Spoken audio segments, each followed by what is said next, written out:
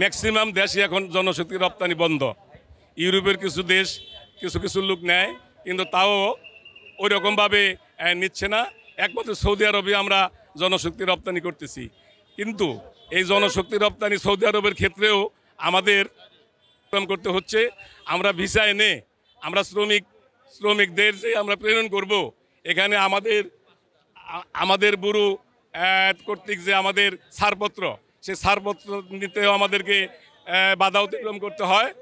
আমরা প্রায় এই ঈদের পরে থেকে আমরা পুরা ছাড়পত্র, সৌদি আরবের ছাড়পত্র আমাদের এখনও জমা নিচ্ছে না। আমাদের সরকার আমাদের দিকে জানি নজর দেয়, আমরা জানি এই সুন্দরভাবে এই জনশক্তি রপ্তানি করতে পারি এবং এই দেশকে সমৃদ্ধ করতে পারি, রিমিটেন্স আমরা আরও বাড়াইতে পারি। সেই দিকে আমরা সরকার বাহাদুরের কাছে আমরা আবেদন করতেছি যে আমরা যেন সুন্দরভাবে আমরা এই সহযোগিতা পাই এই সরকারের থেকে। ধন্যবাদ আপনাকে।